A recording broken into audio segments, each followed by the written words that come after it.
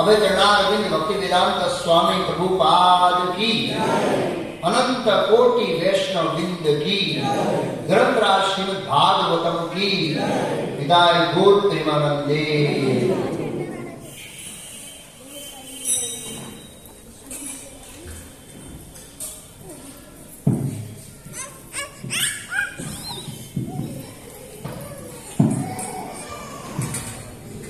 ओम नमो भगवते वासुदेवाय।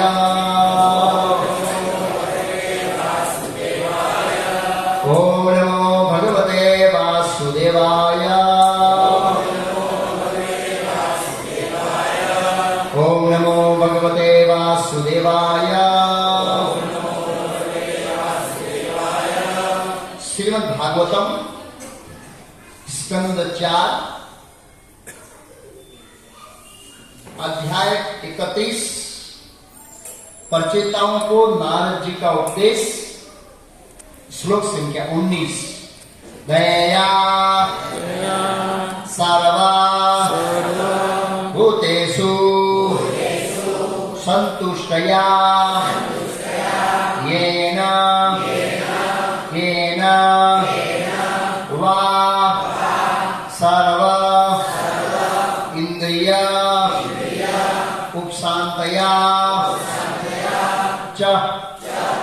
तुष्यन्ति आसु जनार्दनः दया सर्वभूतेषु संतुष्टयायेन केन वा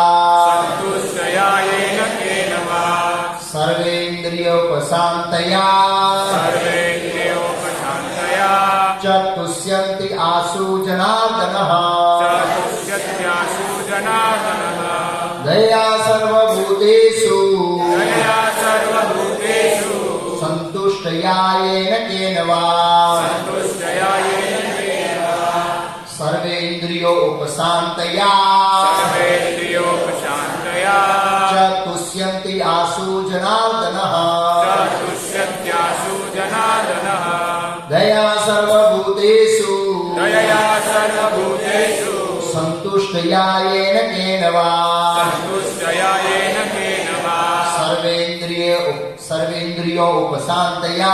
सर्वेन्द्रियोपशान्तया च तुष्यन्ति आसु जनार्दनः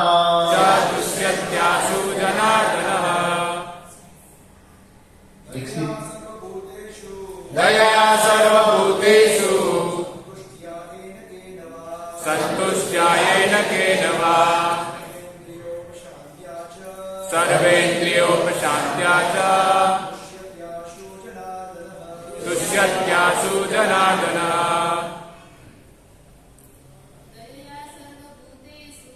दया सर्वभूतेषु संतुष्टयायेन केन वा सर्वेन्द्रियोपशान्तया च तुष्यत्यासु जनार्दनः। शब्दार्थ अनुवाद और तात्पर्य श्रील भक्ति वेदांत स्वामी प्रभुपाद इस्कॉन संस्थापक आचार्य द्वारा दया दिखाने से सर्वभूतेषु समस्त जीवों पर संतुष्टया संतुष्ट होने से येन केन वा किसी न किसी तरह सर्वेन्द्रिया समस्त इंद्रिया उपशान्तया वश में करके च भी तुष्यन्ति संतुष्ट होता है आसु तुरंत जनार्दन समस्त जीवों के स्वामी लाइटर पेन से कर लिया।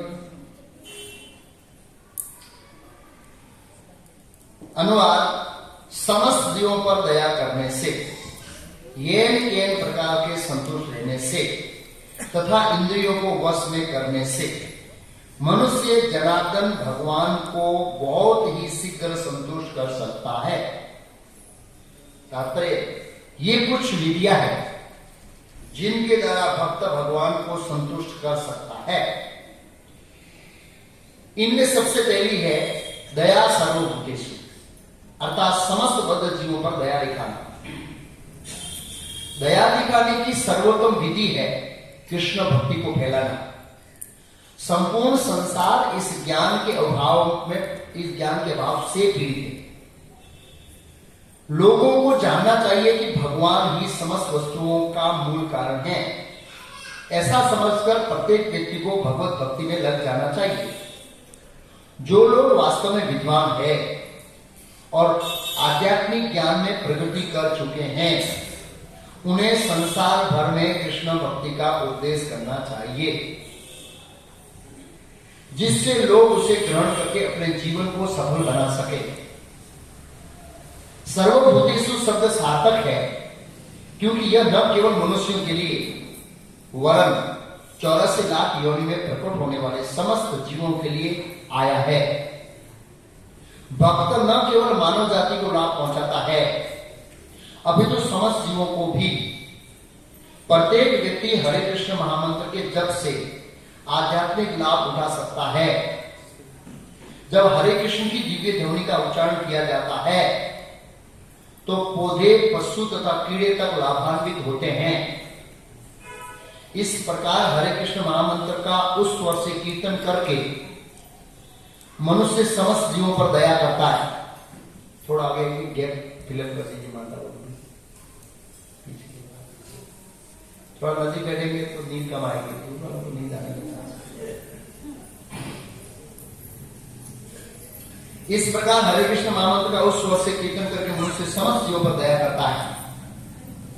संसार भर में कृष्ण भावनामृत आनंद को फैलाने के लिए भक्तों को सभी परिस्थितियों से प्रसन्न रहना चाहिए। नारायण परायण सवेन पुष्प विद्यति स्वर्ग अपवर्ग नरकेश्वपि तुल्य अर्थदर्शिना। भागवतम 6.17.28। इस वक्त शिव जी बोलते हैं, भक्त को उपदेश कार्य के लिए यदि नरक में भी जाना पड़े तो उसे परवाह नहीं रहती।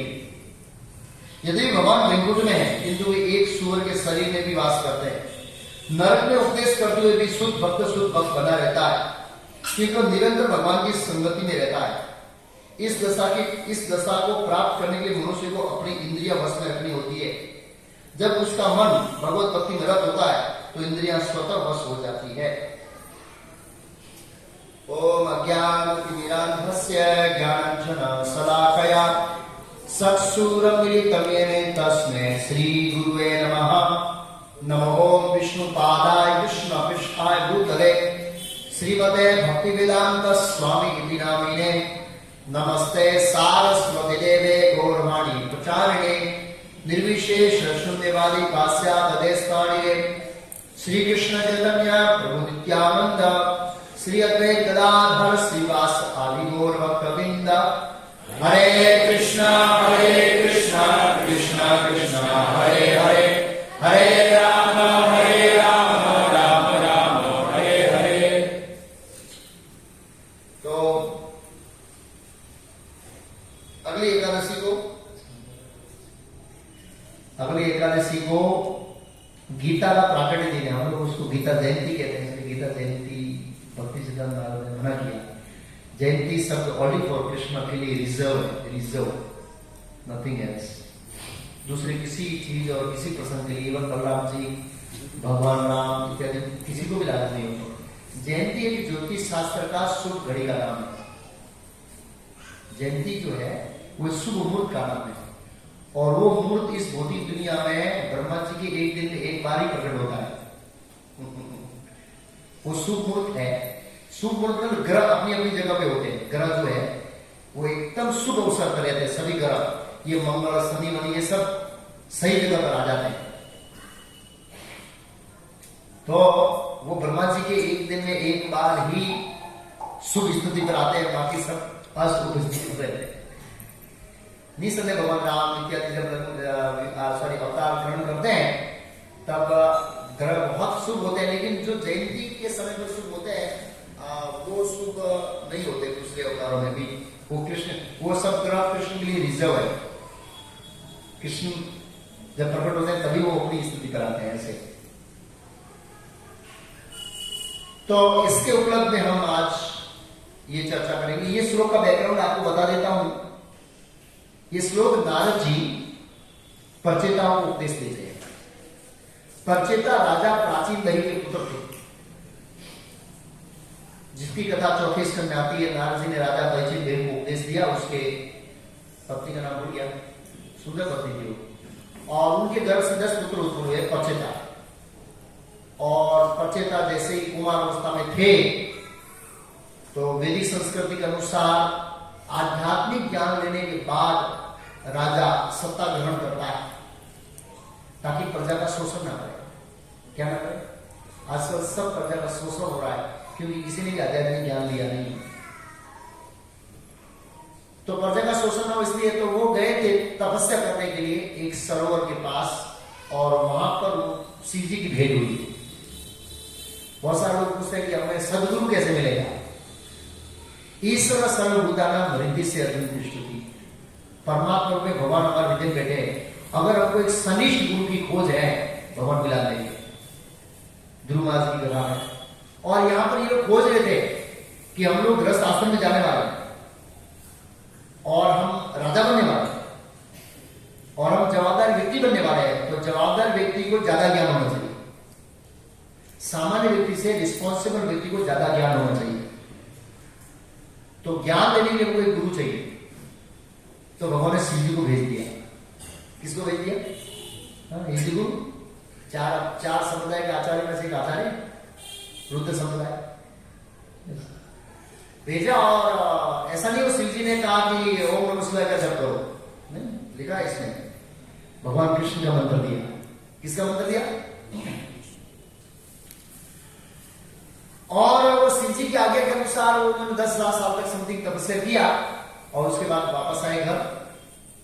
अब वो 10,000 साल में बूढ़े नहीं होंगे, नहीं, वो तो सत्य का कथा है। और तपस्या किया, घर आए, गृहस्थ आश्रम में प्रवेश किया। जैसे पांडवों की एक पत्नी थी द्रौपदी, ऐसे उनकी भी एक पत्नी थी। 10 बच्चे था उनकी, एक ही पत्नी थी। जब द्रुपद महाराज विचलित हुए थे कि मेरी पुत्री के 5 पति, तब ये एग्जाम्पल दिया गया था प्रचेताओं का कि ऐसी इतिहास में घटना होती है। सरकम ट्रांसफर एक परिस्थिति के अनुसार ऐसा होता है, इसको स्वीकारिए। और व्यासदेव ने बोला आइए मैं ऑथोराइज करता हूं इस विवाह को, बस। और व्यासदेव जब ऑथोराइज कर दिया तो किसी का मजा नहीं है कि नकार, वो तो वैदिक साहित्य के लेखक प्रमाणित कर दिया। व्यासदेव गए उस विवाह, सॉरी व्यासदेव उपस्थित थे उस विवाह में। पांडवों के विवाह व्यासदेव उपस्थित थे, सामान्य विवाह नहीं था। तो प्रचेताओं ने गृहस्थ आश्रम में प्रवेश किया और जब वानप्रस्थ का समय आया तब लोग ये फिर से निकले और अब उनको भगवत प्राप्ति के लिए ज्ञान चाहिए था। सीजे ने ज्ञान दिया था लेकिन गृहस्थ आश्रम के झमेले में भूल गए। तो उन्होंने हृदय में इच्छा किया कि प्रभु अभी हमको आपको प्रसन्न करना है, क्या करें? भगवान ने नारद जी को भेज दिया दूसरी बार। किसको भेजा? वन में नारद जी मिल गए। नारद जी को पूछा कि हम भगवान को कैसे प्रसन्न कर सकते हैं। तो पूरा चैप्टर उपदेश है लेकिन पूरा सार इसमें है, इस श्लोक में है। कई बार लोग पूछते हैं कि प्रभु हम कृष्ण भक्ति में प्रवृत्ति कैसे करें, इसका जवाब इसमें है। इसके अगले श्लोक में 18वें श्लोक में बताया नारद जी ने कि व्यक्ति को भगवान की सेवा करना चाहिए उनको प्रसन्न करने के लिए। तो प्रचेताओं ने मानसिक प्रश्न किया कि कैसे सेवा करें, क्या सेवा करें? सबसे बड़ी क्या सेवा है? दया सर्वभूतेषु, सभी जीवों पर दया दिखाना। ये तीन चीज बताई है। समस्त जीवों पर दया करने से 3 बार से आया। यह प्रकार से शत्रु रहने से तथा इंद्रियों को वश में करने से 3 है और तीनों लिंक है। ये ऊपर वाला तभी होगा जब उसके नेक्स्ट लाइन होगा, उसका नेक्स्ट वाला तभी होगा जब उसके नेक्स्ट वाला होगा। आप समस्त जीवों पर तभी दया कर सकते हैं जब आप जो भगवान ने आपको परिस्थिति दी है उससे आप संतुष्ट रहेंगे, तो नहीं तो आप प्रचार नहीं कर सकते। आप संतुष्ट कब रह सकते हैं? भगवान ने जो परिस्थिति रखी है जब आपकी इंद्रिया वश में होगी तब। तो ये सीक्वेंस में है। ऐसा नहीं है कि जिसकी इंद्रिया वश में नहीं है वो दया दिखा सकता है, नहीं। 2 लोग होते हैं, एक दया करने वाला, एक शोषण करने वाला। अगर आपके हृदय में दया नहीं है तो शोषण है, और अगर आपके हृदय में शोषण नहीं है तो दया है। दोनों एक हृदय में बैठ ही नहीं सकते। शुरुआत में हो सकता है 50-50, पर अल्टीमेट तो दया। दया सर्वभूतेषु, आप जितनी दया को बांटेंगे उतनी ही भगवान आपके ऊपर दया करेंगे। अब दया क्या करनी है? बहुत सारे संसार में लोग भूखे लोग हैं, घर के बिना लोग हैं, एजुकेशन के बिना लोग हैं, बहुत सारे लोगों के पास दवा नहीं है। क्या वो देना दया है? ना, यहां उस दया की बात हो ही नहीं रही है। क्योंकि ये जो मानव सेवा है उसको तो व्यासदेव ने भागवत में प्रवेश करने ही नहीं दिया, दूसरे श्लोक में काट दिया। नहीं, तीसरे श्लोक में धर्मो प्रोजित केतो धर्म को काट दिया भागवत में। जब भागवत में दया का प्रश्न आता है तो समझना चाहिए कृष्ण भक्ति जो जीव का मूल दुख का कारण है। हम इसलिए भूखे हैं, हमको इसलिए मेडिसिन की जरूरत है, हमारे पास इसलिए घर नहीं है। ये जितनी भी समस्या है उसका मूल कारण है कि हम कृष्ण से अलग हो गए, दैट्स ऑल। और कोई कारण नहीं है समस्या का, और ये समस्या हल हो जाएगी कि दूसरी ऑटोमेटिक हो जाएगी। प्रभुपाद जी तात्पर्य जबरदस्त लिखा है, या देख सकते थे, ये कुछ विधियां हैं जिनके द्वारा भक्त भगवान को संतुष्ट करता है। इसमें आंसू शब्द का प्रयोग है, तुष्यंती च भी, तुष्यंती, तुष्यंती वाले संतुष्ट होते हैं।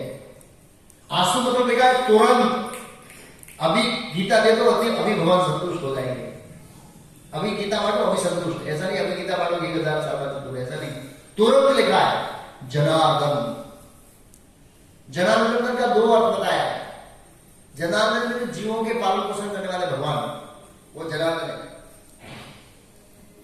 तो प्रभुपाद जी कहते ये कुछ विधियां हैं, ये तीनों विधियां हैं, लेकिन दो विधियों को फॉलो, एक विधि को फॉलो करने से दूसरी विधि पर आएंगे, दूसरी विधि पर ये कुछ विधियां, मतलब बहुवचन लिखा है, एक ही विधि नहीं है, उसके नीचे की 2 लाइन भी है, लेकिन वो 2 लाइन करेंगे तो दया सर्व उद्देश्य पर आएंगे।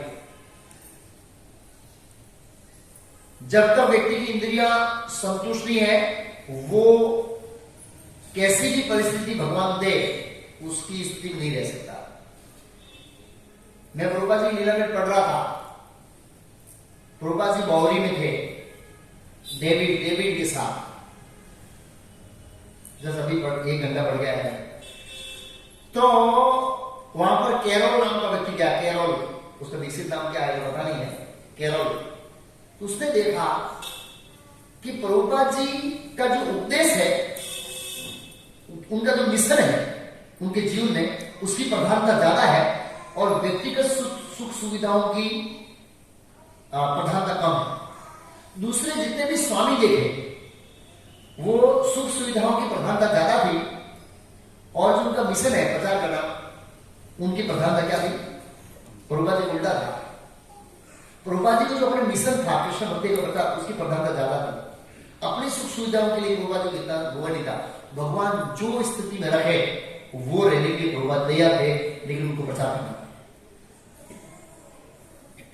तो कब प्रभुपाद जी जो भगवान स्थिति में रखे उस स्थिति में रहे, और प्रभुपाद जी रहे। आप प्रभुपाद लीला में पढ़ेंगे तो प्रभुपाद जी ऐसे ऐसे रहे, आंख में पानी आ जाएगा, ऐसी स्थिति में रहे। एक भगवान के शुद्ध भक्त, आध्यात्मिक जगत, भगवान के राजदूत, भगवान के सखा, है ना। और इनकी स्थिति, दिव्य स्थिति में कुछ भी नहीं। एक बार प्रभुपाद जी बोले, कोई डिस्कशन हो रहा था राजा के बारे में, राजा मेरे सामने राजा कुछ भी नहीं है, ऐसे बात सही है। प्रभुपाद जी भगवान कैसे कहा, उसके सामने राजा क्या चाहिए, कुछ भी नहीं। प्रभुपाद जी तिलक कर रहे, राजा वो मेरे सामने कुछ भी नहीं है। और उनका तो बॉडी लैंग्वेज था, ऐसा लग रहा है वो राजा एक बच्चे के समान है प्रभुपाद जी सामने। लेकिन फिर भी भक्त, कई बार भगवान अपने भक्ति परीक्षा लेते हैं, जबरदस्त परीक्षा। अभी लाख पहले क्या प्रकार आया, मेरे को छोड़ने का मन नहीं हुआ था, भगवान ने प्रभुपाद जी को जबरदस्त परीक्षा लिया। परीक्षा ऐसा दिया कि प्रभुपाद जी डेविड के साथ रह रहे थे, और डेविड को वो जर्स गांजा लेने की आदत थी, और एक दिन लेकर आया, ज्यादा ही चढ़ गई तो प्रभुपाद सामने ऐसे कर रहा, प्रभुपाद जी सामने, प्रभुपाद जी रूम छोड़ के नीचे निकल गए। कहां जाना है, कोई ठिकाना नहीं, कोई रहने की जगह नहीं है, और प्रभुपाद जी वापस तो इस रूम में आना ही नहीं चाहते थे। रोड पे चलते प्रभुपाद जी ऐसे वॉकिंग कर रहे, जा रहे कहां जाए कोई पता नहीं, शाम को कहां सोएंगे कोई ठिकाना नहीं। आप सोचिए, फिर प्रभुपाद जी, उसमें लिखा ससुर महाराज जी, प्रभुपाद जी भगवान प्रभुपाद जी परीक्षा लेते। आप सोचिए, एक महान आचार्य को इतना संकट में डाल रहे भगवान नहीं हुआ, सोच लीजिए। तो उसको काल करके एक लड़का याद है, काल और युवा दोनों पत्नी आते थे वहां पर कभी कभी, उनके घर प्रभुपाद जी गए, उनको फोन किया। प्रभुपाद जी उस रूम में वापस नहीं गए, लेकिन प्रभुपाद जी काल को भेजा, काल तो तुम लिया वो सामान, प्रभुपाद जी का सामान लेके वहां आए। कुछ दिन रहे, लेकिन उनकी पत्नी इतनी फेवर नहीं थी, तो 1 सप्ताह के बाद प्रभुपाद जी को लगा कि यहाँ नहीं रहना चाहिए, वो लोग अपसेट हो रहे मेरे लिए, दूसरा जगह ढूंढोगे। कौन सी जगह ढूंढेगा, 9:30 बजे पता लगेगा प्रभुपाद जी कहाँ गए। ओके, तो मैं कह रहा हूँ प्रभुपाद जी प्रसन्न थे अपनी जगह में, जो भगवान ने पैसे दिया प्रसन्न थे, लेकिन अपनी भौतिक सुविधाओं के लिए प्रभुपाद जी का कोई उद्देश्य नहीं था कि मेरे पास सिक्योरिटी है। कब प्रभुपाद जी की इंद्रियां सही नहीं थी। बच्चे लोग प्लीज, हरि बोल बच्चे,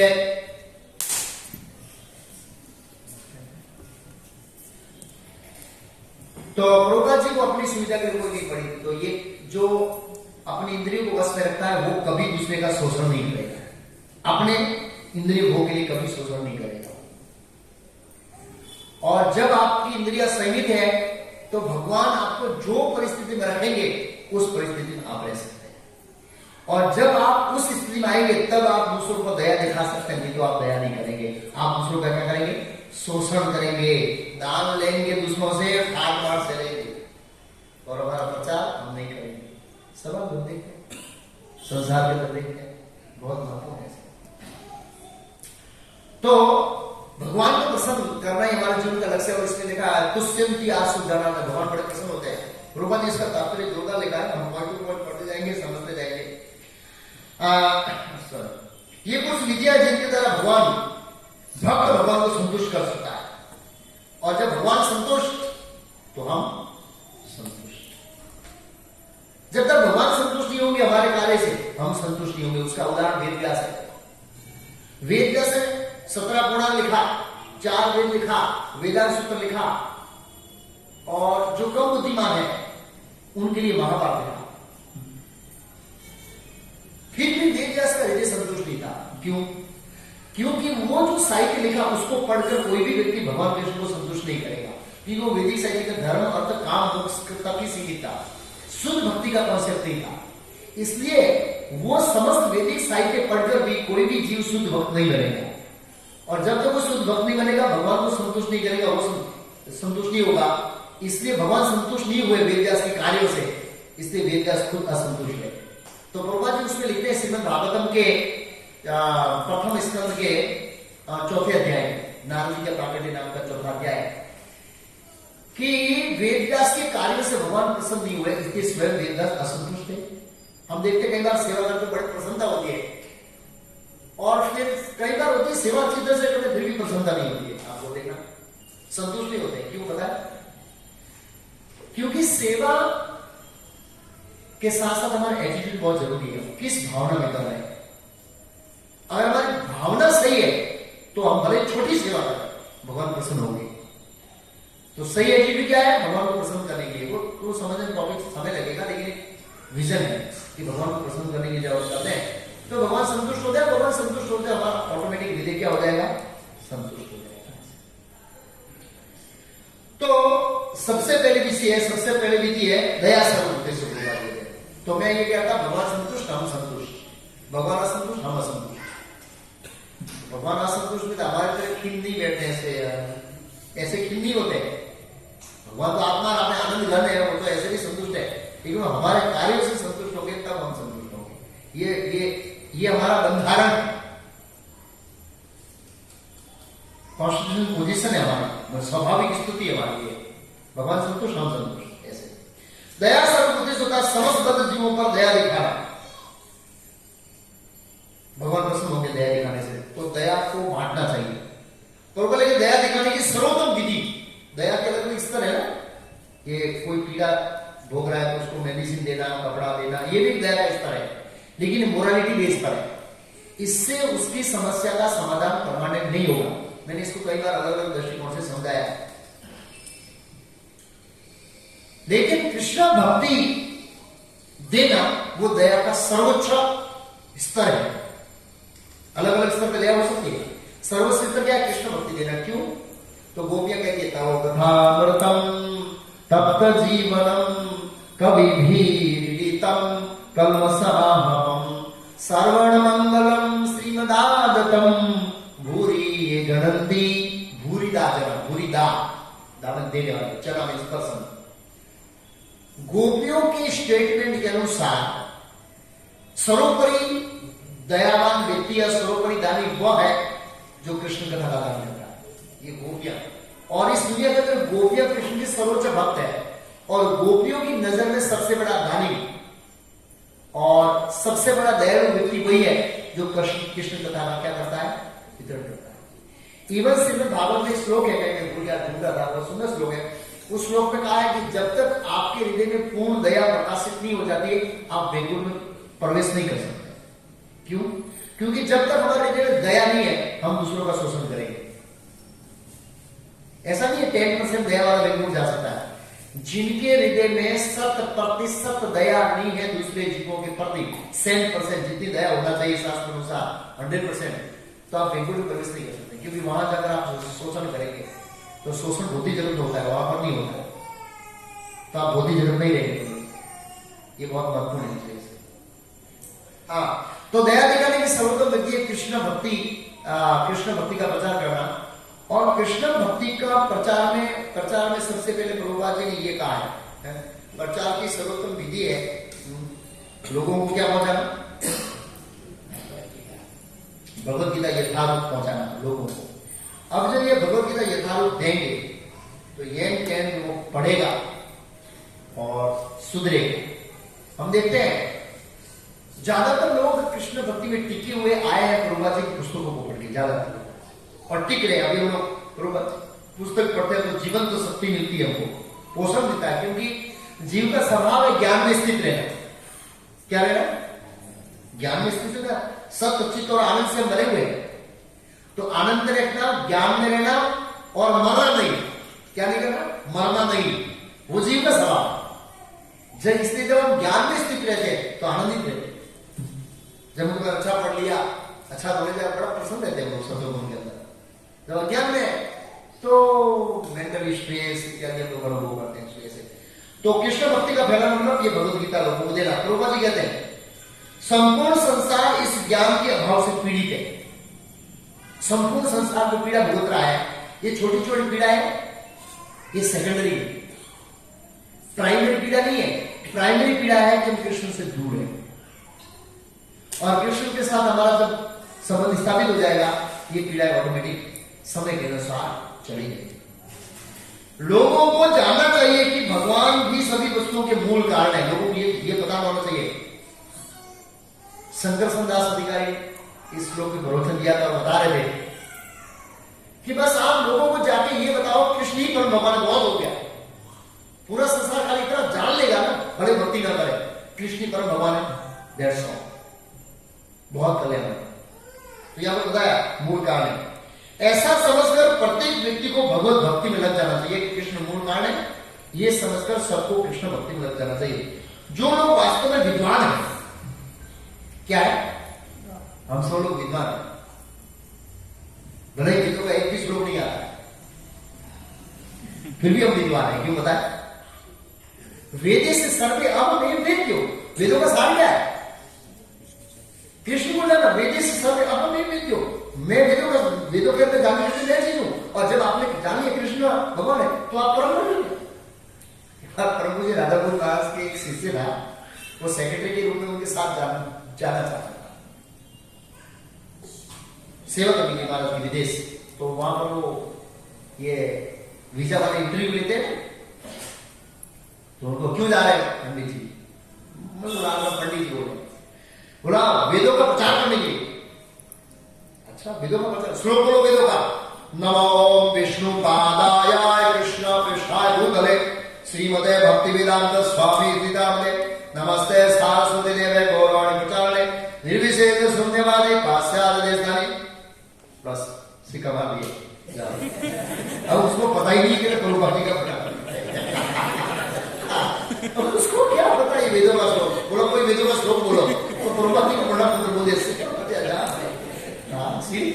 राधा गोविंद कि प्रभुपाद जी के प्रणाम मंत्र में कितना पावर है कि वीजा मिल गया उसको। यहाँ पर लोगों लाखों रुपया खर्च करते थे, वीजा नहीं मिलती है। परमात्मा है ना, देख बैठे।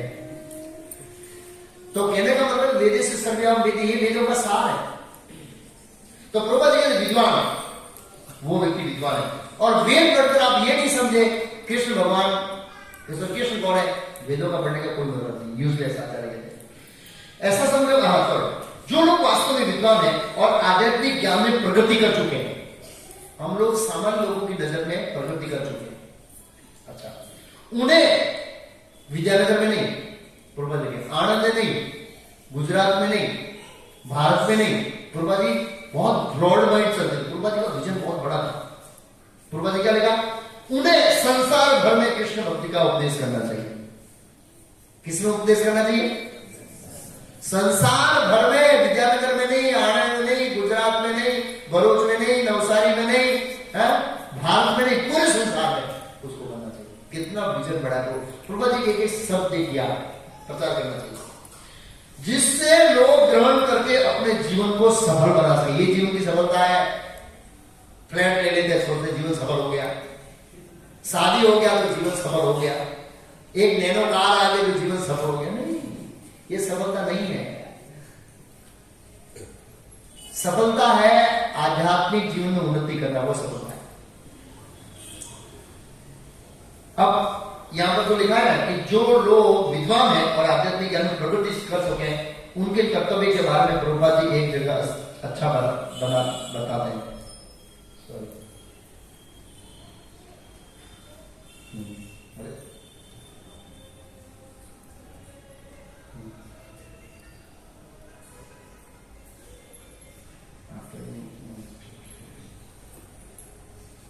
बहुत बड़ा करना पड़ेगा,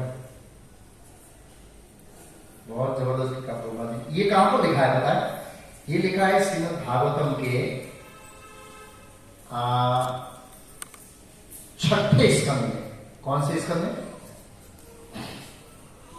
6ठे स्कंद में। मेरे पास लाइटर नहीं है लेकिन मैं पढ़ूंगा। चाणक्य पंडित का कहना है सनम इते वर्म त्यागो विनाशे नियते सती।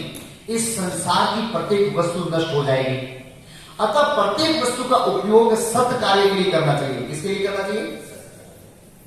यदि कोई ज्ञान में उन्नत है, यहां प्रभुपाद ने लिखा क्या? जो आध्यात्मिक ज्ञान में उन्नत है, ये प्रभुपाद यहां लिखा, ये प्रभुपाद दूसरी बात लिख रहे हैं यहां पर। यदि कोई ज्ञान में उन्नत है तो उसे सत्य कार्य के लिए कुछ भी न्यौछावर करने के लिए तत्पर रहना चाहिए। कुछ भी मतलब प्राणे अर्थे धिया वाचा, कुछ भी न्यौछावर करने के लिए तैयार रहना चाहिए। इस समय संपूर्ण विश्व, प्रभुपाद जी सब देखिए, ईश्वर विहीन सभ्यता के दौर में रहने से भयानक स्थिति में, वास्तव भयानक है। दूसरा वायरस आ रहा है। ये वायरस 2031 तक नहीं जाएंगे, याद रखना। और ये वायरस आएंगे, दूसरा वायरस आएगा। अब इस संसार से वायरस निकलने वाला नहीं है।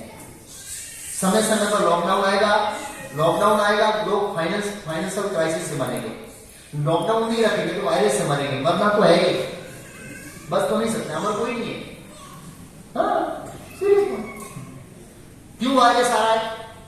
एक के बाद एक समुद्र में दबाव आ रहा है, तूफान आ रहा है, एक के बाद दूसरा तैयार हो रहा है उड़ीसा में, पता है? क्यों?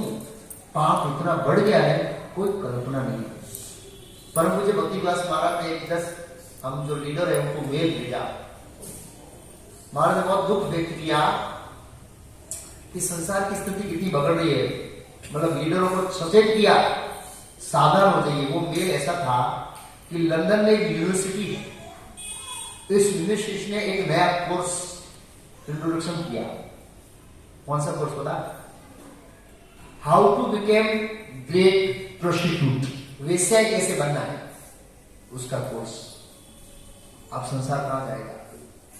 3200 लड़कियों ने फॉर्म भरा, 3200 लड़कियों ने फॉर्म भरा, क्योंकि उनके पास कोई साधन नहीं है। वेश्या कैसे बना जाए, उसका कोर्स एक यूनिवर्सिटी ने इंट्रोडक्शन किया है। सोचिए आप क्या भविष्य होगा विश्व का। इसमें वायरस नहीं आएंगे, ये तूफान नहीं आएंगे तो क्या होगा? आप सोचिए, बहुत हालत खराब हो रही है इस बारे में। समाज के अंदर पर स्त्री पर पुरुष के संग इतने खराब हो रहे हैं जिसकी कोई कल्पना नहीं, और इसका रिएक्शन सब होता है इस संसार में रहते हैं।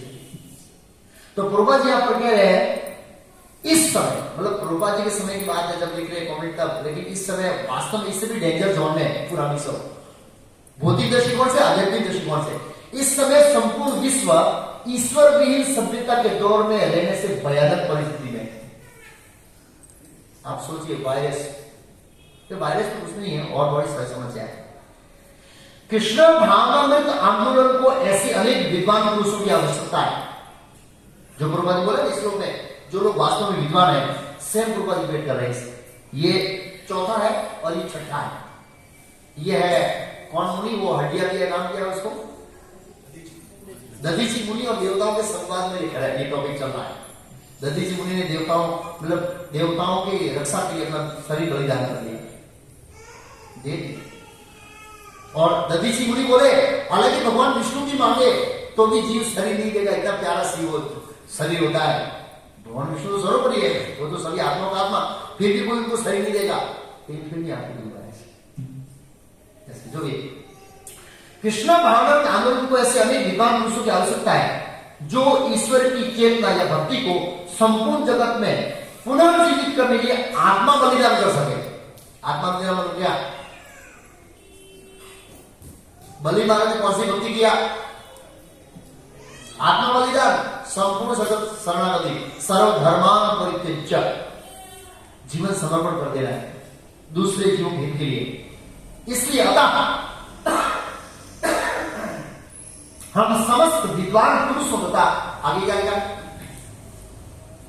पुरुषों तथा स्त्रियों, माताओं का भी रोल बहुत महत्वपूर्ण है। ऐसे नहीं खाली पुरुष विद्वान हो सकते हैं, वैदिक समाज के अंदर बहुत माताएं विद्वान थी। कुंती महारानी, माता द्रौपदी, बहुत बड़ा रोल है। प्रभुपाद जी के समय में बहुत सारी माताओं ने योगदान दिया था प्रचार में। हम समस्त प्रभुपाद जी दोनों को विद्वान कहा है। अतः हम विद्वान का मतलब है ये समझे कि कृष्ण परम भगवान है, और फिर कृष्ण भावना में स्त्री पुरुष दोनों का रोल है। प्रसाद बनाने का रोल तो माताओं का है, जितना एक व्यक्ति का प्रसाद बनेगा उतना ही जीवों का शुद्धिकरण होता है। अतः हम समस्त विद्वान पुरुषों को इस कृष्ण भावना आंदोलन में सम्मिलित होने एवं मानव समाज में भगवत भावताओं को पुनर्जीवित करने हेतु आत्मा बलिदान करने के आह्वान करते हैं। तो वास्तव में हम विद्वान हैं तो अपने जीवन को झोंक देना चाहिए कृष्ण भक्ति के प्रचार के लिए, क्योंकि समाज में लोग दुख भुगत रहे इस अज्ञान के कारण, कृष्ण भावना के अभाव के कारण। प्रभुपाद में हम आह्वान करते हैं।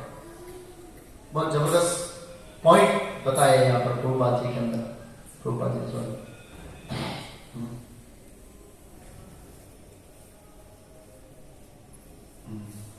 ओके, प्रभुपाद आगे लिखते हैं इसमें सर्वभूतेषु शब्द सार्थक है,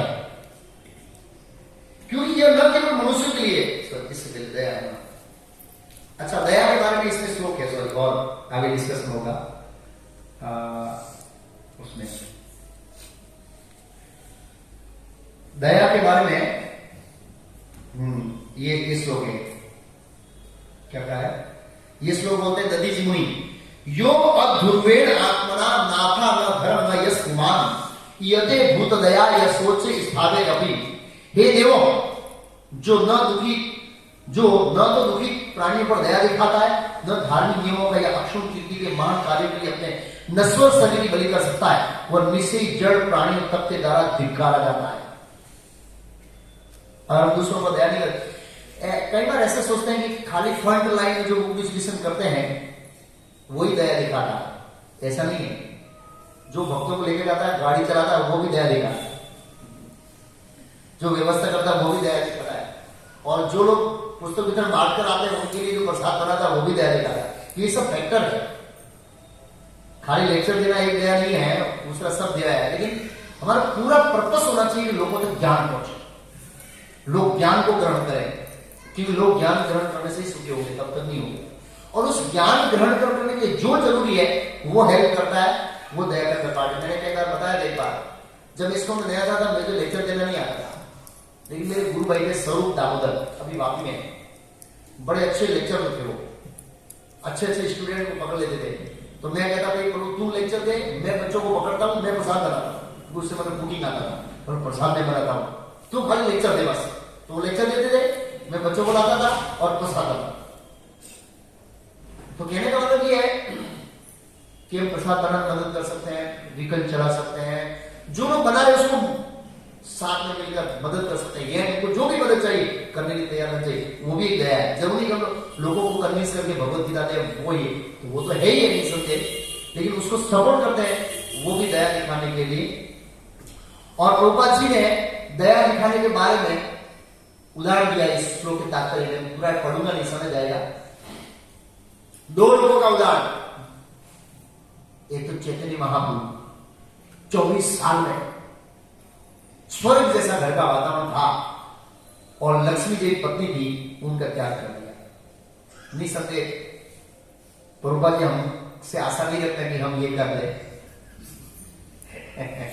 कोई बात नहीं, आप लक्ष्मी जी के साथ रहिए और स्वर्ग जैसे घर में रहिए और भी बचा दीजिए। और 6 गोष्ठों में उदाहरण लिखा है मंडलपति के। क्या थे? मंडलपति लिखा है, जैसे श्लोक आएगा, मंडलपति तत्वा पूर्णम अशेष मंडलपति श्रेणी। मंडलपति मतलब करोड़पति, रोडपति, अरबपति, खरबपति है ना, के ऊपर मंडलपति आते। मंडलपति का नाम भर के सोना निकला था उनके घर में। मंडलपति वो अरबपति, खरबपति की श्रेणी का है, नाम है संस्कृत में मंडलपति। सदा तुच्छवत भूतवा दीन गणेश को करुणिया कोपिन गंधाश्रित हो। ऐसे हमारे गोस्वामी थे, मिलियनर ट्रिलियनर थे, लेकिन जीवों के हित के कल्याण के लिए घर का त्याग कर दिया। मंडलपति कहां रहते थे? पेड़ के नीचे, वृंदावन के अंदर। भूतवा दीन गणेश को, दीन लोगों के ऊपर दया करने के लिए अपना जीवन न्यौछावर कर दिया उन्होंने, बलिदान कर दिया, आत्म बलिदान। ऐसे तो प्रभुपाद जी श्लोक के दांत में लिखते हैं, इसी प्रकार जिन लोगों को सुख सुविधा प्राप्त है, जिनके पास फैसिलिटी है, जिनके पास फैसिलिटी बुद्धि है और समय है, उन्हें चाहिए कि पतित आत्माओं को उद्धार हेतु कृष्ण भावना में आंदोलन में समित हो, प्रचार करें। भूत दया माया में भ्रम दई के सिद्धम तथा दीन गणेश को इन शब्दों से ये साथ मिलता है। इन शब्दों से आपने कहता है, ये सब उन लोगों के लिए जो मानव समाज को उचित ज्ञान तक उठाना चाहते हैं, अत्यंत साथ है। मनुष्य को चाहिए कि चैतन्य महापुरुष है गोस्वामी, उनके पूर्व दधीची मुनि ने देवताओं के कल्याण के लिए, देवताओं की रक्षा के लिए, देवता इस भौतिक जगत का कारोबार संभालते हैं, इसलिए उनकी रक्षा के लिए अपना शरीर का बलिदान कर दिया। तो प्रभुपाद तीनों को इग्नोर किया है। आदेशों का अनुकरण करते हुए कृष्ण भावना में सम्मिलित होना चाहिए। शारीरिक सुख, क्षणिक शारीरिक सुखों के लिए अपने जीवन को व्यर्थ न जान देकर, हम लोग ज्यादातर अपने जीवन को व्यर्थ करवा देते हैं क्षणिक शारीरिक सुख के लिए। ये जो सुख सुविधा है बहुत ही जरूरी, सारा क्षणिक है, उसके लिए हम इतना मेहनत करते हैं, इतना मेहनत करते हैं। एक फ्लैट में तो पूरी लाइफ पूरा लॉन बढ़ते जीवन पूरा। एक भक्त थे मेरे साथ, मतलब वरुण मैंने बोला आप रेंट पे रह रहे क्या? अपना पूरा रेंट पे, घर लेने बोला नहीं ले रहे। क्यों? फुल टाइम 50 दिन घर लेके क्या करना है? बोलो परिवार का अच्छा कमाता है, डिफेंस ऑफिसर है, अभी क्लास 1 ऑफिसर में आएंगे, इसका उन्हें जो बोला घर क्यों भाड़े पर होगा? बोला घर होगा तो फुल टाइम नहीं आ सकता हूँ प्रजाति में, वो लॉन भरने में चला जाएगा मेरा टाइम। तो कहने का मतलब है कि ऐसा नहीं है, फिर भी घर की परिस्थिति वास्तविक देखनी चाहिए, लेकिन कहने का मतलब है कि क्षणिक शारीरिक सुखों के लिए अपने जीवन को व्यर्थ न जाने देकर मनुष्य को चाहिए कुछ अच्छे कार्यों में लगे। अतः इस शरीर को नष्ट होना अंततः, अतः मनुष्य को चाहिए कि इसका उत्सर्ग सारे संसार में धर्म फैलाने के लिए शुभ काम से लिए करें। फिर एक और अच्छा श्लोक है इसमें, यदि कोई मनुष्य दूसरे जीवों के दुख से दुखी होता है और उनके सुख को देखकर प्रसन्न होता है, तो पवित्र परोपकारी महापुरुषों द्वारा ऐसे पुरुष के धर्म को अविनाशी माना जाता है। हम कह रहे वैष्णव जन देने के लिए पीठ पर आई जाने के, वास्तव वैष्णव इसको दूसरों को दुख को जानता है, उनको कहते हैं। फिर अंततः बहुत अच्छा कहते हैं दधीची मुनि फाइनल, अहो दैन्यम अहो कष्टम पारक्य क्षण भंगुरे। तो ये सेम श्लोक युधिष्ठिर महाराज बोले थे, अहो दैन्यम अहो कष्टम, मतलब युधिष्ठिर महाराज खेद व्यक्त कर रहे हैं उस समय, ये जो शरीर है दूसरों के उपकार के लिए बना है, लेकिन मैंने ये राजपाट अपने इंद्रिय भोग के लिए करने के लिए इतने सारे लोगों को मार दिया, इसलिए मैं शोषणकारी व्यक्ति हूं, मैं दयालु व्यक्ति नहीं हूं। हालांकि वो तो दयालु व्यक्ति है, लेकिन वो गिल्टी फील कर रहे हैं, इतने सारे लोगों को मार दिया सिंहासन के लिए, मैं शोषणकारी हूं। भगवान बोले नहीं है, व्यास आधे ईश्वर ऋषि भी, व्यास ने समझाया, ऋषि ने समझाया, दोनों मुनि समझाया, नहीं समझे। और कहा कृष्ण समझाया, ईश्वर है कृष्ण समझाया, बाहर से समझाया, कृष्ण अंदर से बाहर से समझाया, अंदर से नहीं समझाया। अंदर से कहा तुमने गलत किया है, क्योंकि वो पिता भीष्म के पास ले जाना चाहते थे, पिता भीष्म का तुमने गलत नहीं किया, तब मान शांत हुआ। तो इसे हम ऐसे बोले, उन्होंने कहा धिक्कार है मेरे जीवन को, मैंने कितने लोगों का शोषण किया, कितने लोगों को मार कर राज का अधिकार किया। पहले जब ऐसे लोग हुआ करते थे, अपना दोष नहीं होते तो अपने दोषी समझते थे। आजकल दोष है तो भी समझते हैं मैं निर्दोष हूं, मैंने किसी का शोषण नहीं किया। पूरे जगत का शोषण कर रहे हैं, पूरे भारत का शोषण कर रहे हैं, फिर भी समझ रहे हैं हम बहुत सज्जन व्यक्ति है, दयालु व्यक्ति है। उल्टा है। अहो दैन्य बहु कष्टम पारके क्षण बंबरे यद उपकुर्याद स्वार्थी नित्यम स्वज्ञाति विग्रह। क्या कहते, बहुत अच्छा कहते हैं, ये शरीर जिसे मृत्यु के पश्चात कुत्ते तथा गिदड़ खाएंगे, मेरे अपने किसी काम का नहीं है। दद्दी जी मुनि बोल रहे हैं, लेकिन वो हम पर लागू, हमारा किसी काम का नहीं है। ये कुछ काल तक ही काम आने वाला है, 60 के बाद काम नहीं आएगा। आप बोले हाथ तो हाथ खड़ा हो जाए, नहीं होगा, सॉरी मैंने आपका 50 साल तक हाथ आगे का मालूम किया, शरीर क्या बोलेगा, अब मैं आगे का मालूम नहीं करूंगा। और किसी भी क्षण नष्ट हो सकता है ये शरीर।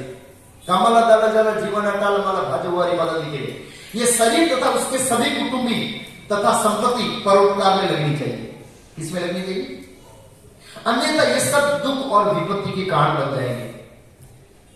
अगर हम हमारी संपत्ति परिवार इनको परोपकार में लगे, ये दुख का कारण बनेंगे। कैसे दुख का कारण बनेंगे?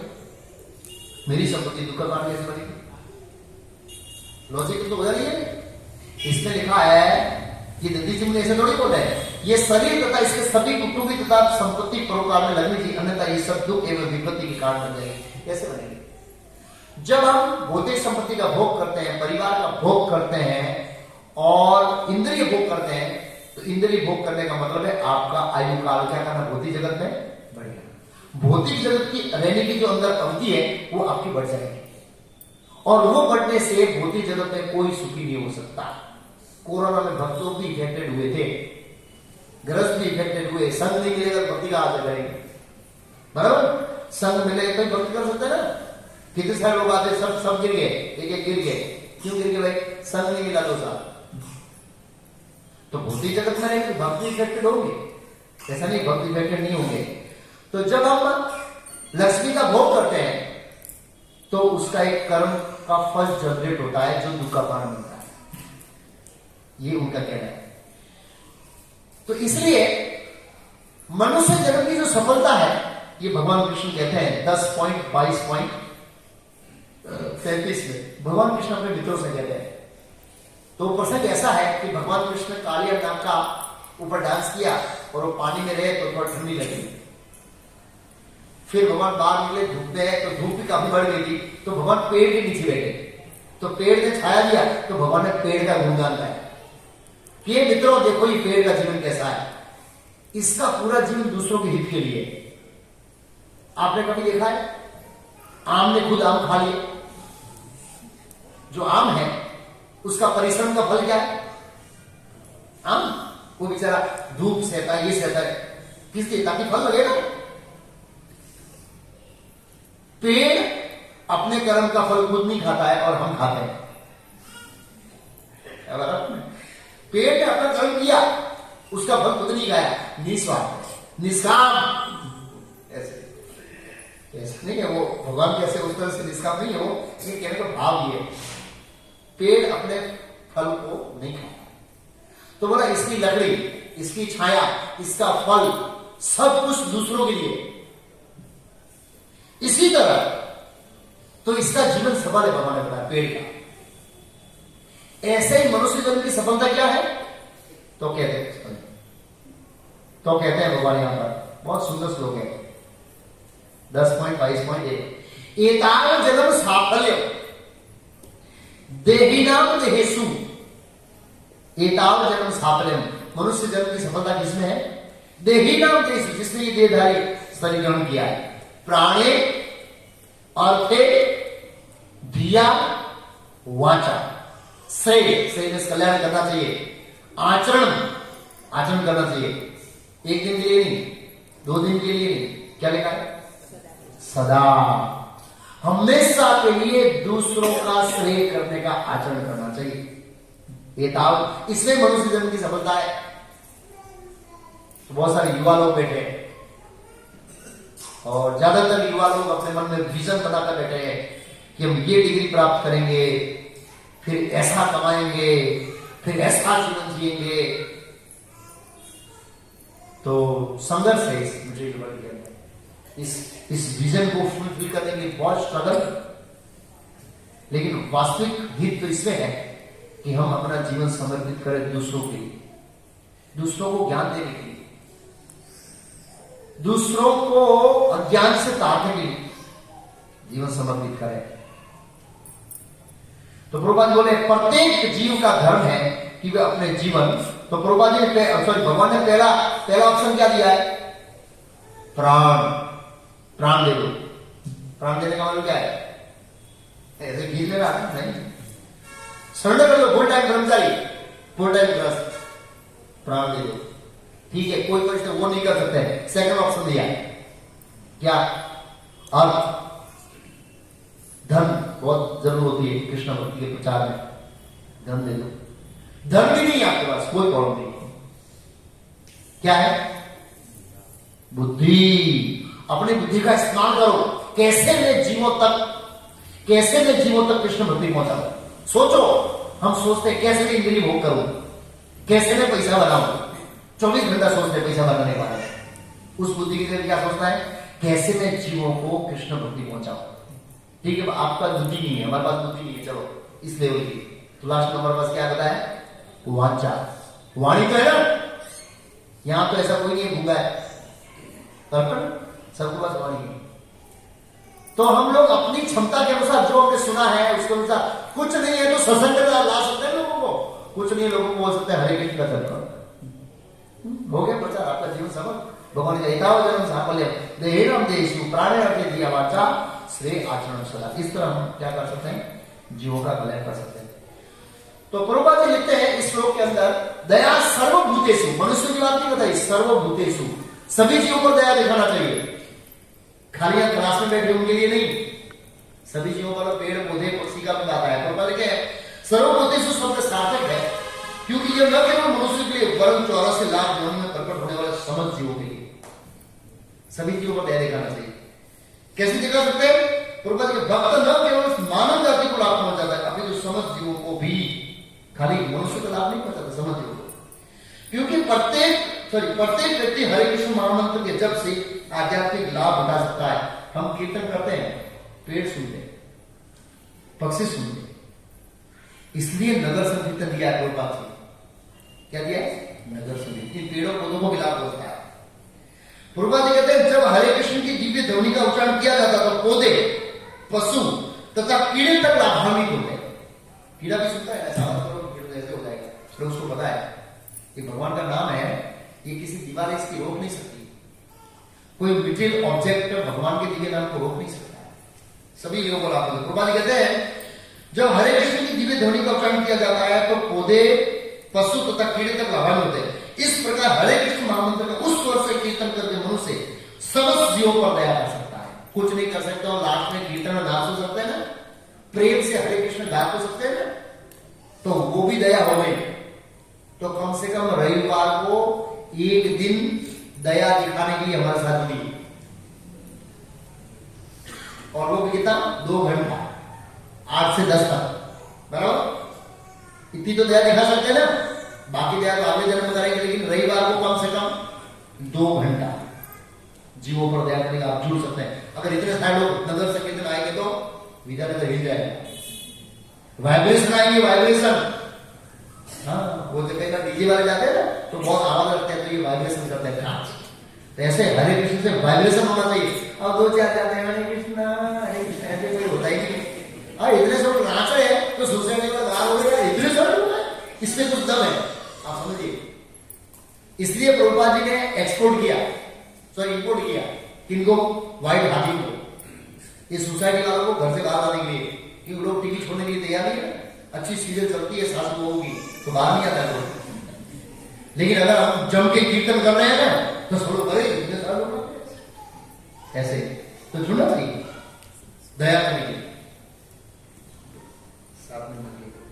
फिर प्रभुपाद जी कहते हैं इस प्रकार हरे कृष्ण नाम का उसको से कीर्तन कोई भी मनुष्य समझ में दया करता है। संसार भर में कृष्ण भावना आंदोलन को फैलाने के भक्तों को सभी परिस्थिति में प्रसन्न रहना चाहिए। जो परिस्थिति भगवान ने खड़ी की है उसमें प्रसन्न, मतलब प्रचार करने में जो फैसिलिटी मिले, जो परिस्थिति है उसमें हमको क्या रहना चाहिए, संतुष्ट रहना चाहिए। टूटी फूटी गाड़ी मिली तो भी चलेगा, नैनो मिली तो भी चलेगा, मर्सिडीज मिली तो भी चलेगा, और टेम्पो मिला तो भी चलेगा, पीछे बैठे चल जाएगा। एक एग्जाम्पल है जो भी है। तो इसके बारे में भक्त को किसी भी परिस्थिति में संतुष्ट रहना चाहिए। उसके बारे में शिवजी माता पार्वती जी को कहते हैं कि एक भक्त होता है भगवान का, वो जो परिस्थिति भगवान देते हैं उसमें संतुष्ट रहता है। तो वो प्रसंग ऐसा है कि चित्रकेतु महाराज, संकर्षण भगवान ने चित्रकेतु महाराज को एक विमान दिया था जिससे होता है कि घूम सकता था। तो ऐसे घूमते हुए हिमालय में गए तो शिव जी अपनी माता पार्वती जी को जानवर बैठ के लेक्चर दे रहे थे, यहाँ पर लेक्चर दे रहे थे। तो उन्होंने ऐसे एक मित्र के रूप में थोड़ा टॉन्ट मारा, वाह कहना पड़ेगा है, स्त्री को जगह पर बिठा के कथा कर रहा है, बेबी मन विचलित नहीं हुआ, मतलब उनका वो था। अब माता पार्वती जी को बुरा लग गया, उसने श्राप दिया कि आप असुर योनि में जाएंगे। तो विमान से नीचे उतरे और प्रणत किए, देवी प्रणाम, धन्यवाद। बड़े प्रसन्न मुख से उन्होंने उसको स्वीकार किया और फेस पर कोई चेंजेस नहीं आया। और जब चित्रकेतु महाराज चले गए और सीधे माता पार्वती को देखा, ये विष्णु के भक्त हैं, किसी भी परिस्थिति में रहेंगे ना विचलित नहीं होंगे। क्या लगा उसने सीधे नारायण पारायण, जो नारायण के अंदर पारायण रहता है, सर्वे सभी लोग न कुछ चलो विभ्यति कभी डरते नहीं, नरक में जाकर नहीं डरेंगे, स्वर्ग अपवर्ग नरकेष्वपि तुल्य अर्थदर्शी, ना वो स्वर्ग में रहेंगे, नरक में रहेंगे, कोई भी स्थिति में रहेंगे, कभी नहीं डरेंगे। और वो प्रसन्न हंसते हुए चलेंगे। और श्रीजी का अगर चाहते वो सामने श्राप देते थे, ये सिद्ध पुरुष है, साक्षात संदर्शन का दर्शन किया है, सामान्य व्यक्ति नहीं है, फिर भी तुम्हारे श्राप को स्वीकार किया, फिर माता पार्वती गति हो गई ऐसे। लेकिन कहने का मतलब है कि वो बताना चाहते हैं कि भगवान के जो नारायण पड़ो तो वो किसी तरह से डरते नहीं। प्रभुपा जी एक बार लंदन गए, प्रेस रिपोर्टर ने पूछा व्हाट अबाउट लंदन के बारे में आपका क्या स्टेटमेंट है। प्रभुपा, दिस इज हेल, नरक है, क्योंकि सूर्य नहीं दिखता है, नरक में सूर्य नहीं है और लंदन में भी सूर्य नहीं है, काला काला रहता है। बीजू कैसे, अभी तो है थोड़ा प्रकाश, इससे भी काला रहता है। एक भक्त बोले थे कि वो विटामिन D3 मिलता है सूर्य से, डी, तो हम लोग तो बहुत गोलियां खाते विटामिन डी, क्या सूर्य प्रकाश नहीं मिलता। कहीं था और एक भक्त बोला मैं घूमने निकला हूँ गार्डन में, आज क्यों पूरा सूर्य प्रकाश निकला तो प्रकाश ले लेनी, तो गोलियां खानी पड़ती है, बहुत कम सूर्य निकलता लंदन में। अभी तो थोड़ा निकला, पहले बहुत नहीं निकलता था। जैसे जैसे गर्मी बढ़ रही है ऐसे ऐसे बहुत निकलेगा। तो जो भी है, तो पूर्वा जी नर और पूर्वा जी और मौरी, जहां पूर्वा जी थे वो क्या था, नर, मौरी नर था। 26 में मौरी लिखा है, वो शराबियों की और जो गांजा वाजा खाते थे वो सब पड़े रहते थे सीढ़ियों के बीच में, पूरा पूरा नर था।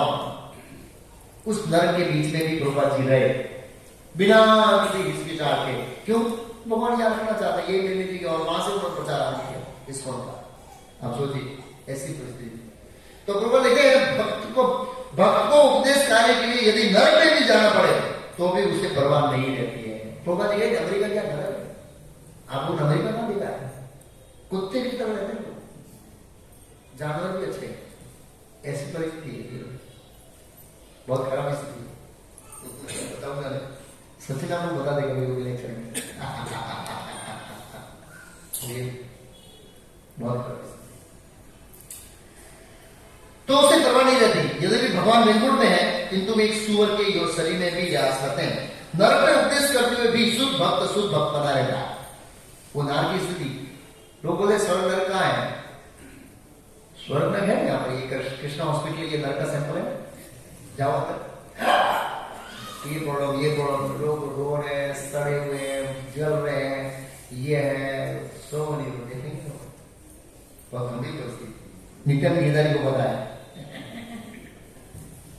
शुद्ध होना था, क्योंकि वो निरंतर भगवान की संगति में था। इस प्रकार इस दशा को प्राप्त करने के लिए ये जो दशा है कौन सी, जो परिस्थिति में भगवान रखेंगे उस परिस्थिति में रहकर प्रचार करना है, ये दशा तभी प्राप्त हो सकती है प्रभुपाद बोले जब हमारी इंद्रिय क्या हो, सही नहीं तो और इंद्रिय कब स्थगित रहेगी? जब हम हमेशा मन हमारा भगवान की सेवा में रहेगा, तब इंद्रिय संतुष्ट रहेगी। अब प्रभुपाद जी कुछ कोट है, मैं पढ़ लेता हूं जैसे थोड़े। अवर मोस्ट इंपॉर्टेंट एक्टिविटी, मैं इंग्लिश में पढ़ूंगा, समझ आएगा।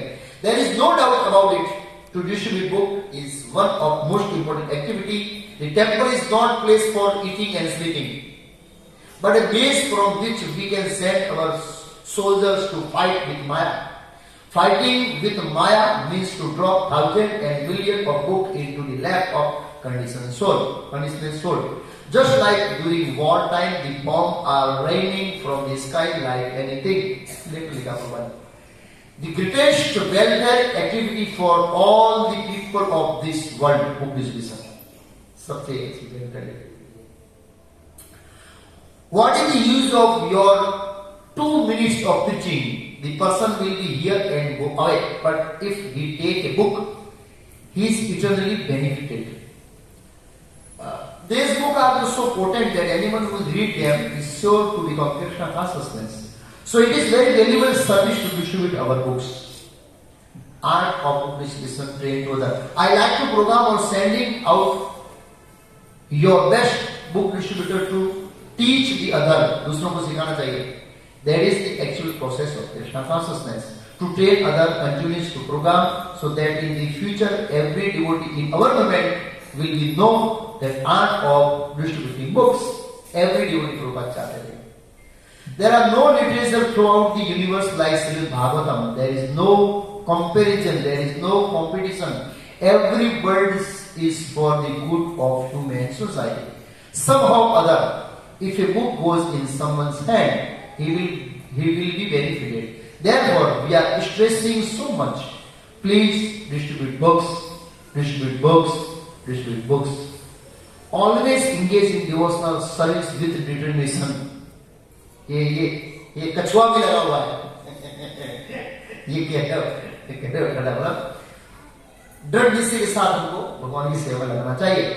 Knowledge of spirit is the transcendental knowledge of book of this world is material. We are chanting, playing our mridang. It is heard within the rooms or a little more. But this mridang, this book will be book को भी mridang कहते हैं. Will go home to home, country to country, and community to community. ऐसे प्रभुपाद जी कहते. Chanting Hare Krishna with mridang and kartal, this is also kirtan. When you distribute books, that is also kirtan. Hare Krishna. तो ये marathon महीना चल रहा है. ऐसा नहीं कि खाली मैराथन के समय पुस्तक वितरण करने के बारे में नहीं करना चाहिए. हमारे भक्त बारे में बुक डिस्ट्रीब्यूशन करते हैं ऐसे इस वक्त. और बुक डिस्ट्रीब्यूशन एक चीज याद रखना है, जितना हो सके उतना समझाओ उसको, तो पढ़ेगा ज्यादा. अगर हमारा खाली यही उद्देश्य है कि आपको स्कोर बढ़ाना है, तो इतना अच्छा क्वालिटी बुक डिस्कशन नहीं है. समझाओ क्यों पढ़ना चाहिए, और उसके ऊपर थोड़ा जोर डालो कि आप समय मिले उसको पढ़ना. क्योंकि क्या है, भारतीय एक धार्मिक का हृदय होता है. ठीक है, साधु आया ले लो, बस ऐसे नाम बोलेंगे तो अब तो होगा. हाँ, इसलिए तो ना तो कभी वो सत्संग में बुलाते ना आओ ना आ जाओ. तो फिर जब फोन करते हैं 500 लोग आएंगे, आते 200, प्रसाद 500 का बन जाता है. इसलिए जब हम मैसेज करते हैं कि आप कंफर्म करो तो आना हो तो ही बोलो. ऐसा नहीं कि ना बोलेंगे तो इसको में बुरा लग जाएगा. अभी वो आपका प्रसाद बिगड़ जाएगा, उसका क्या जो भी. तो जो लोग पुस्तक वितरण करते हैं उनको सपोर्ट कर सकते हैं. हम लोग साथ में जा सकते हैं, मदद कर सकते हैं, उनका बैग उठा सकते हैं, बहुत सारी सेवाएं कर सकते हैं. ऐसा नहीं है कि खाली बोलेंगे तो लोग ऐसे.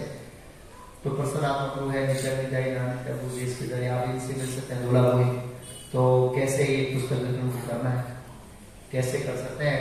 तो हो सके जितना आप क्या करिए, लोगों को समझाइए, समझा के बुक दीजिए. तो पढ़ेगा तो उसका जीवन परिवर्तन होगा. क्योंकि क्या है, लेते तो बहुत है, पढ़ते बहुत है, इसलिए रिजल्ट कम आ रहा है. पढ़ेंगे तो श्योर रिजल्ट आ रहा है. मैं सोच रहा हूँ कमी समय से कैसे जनरल पब्लिक को बुक पढ़ाई जाए. प्रभुपाद जी कुछ आइडिया आए हैं, उसको एप्लीकेशन करना है, लेकिन मेरा प्लानिंग है. क्योंकि एक प्रभुपाद जी के तात्पर्य है, जबरदस्त तात्पर्य है. इसलिए ऐसे व्यक्ति पूरा ऐसे डूब जाएगा कृष्ण भावना में, भगवान को भक्ति के अंदर जीवन सरल कर सकता है, पड़ेगा। हरे कृष्णा। अनाउंसमेंट।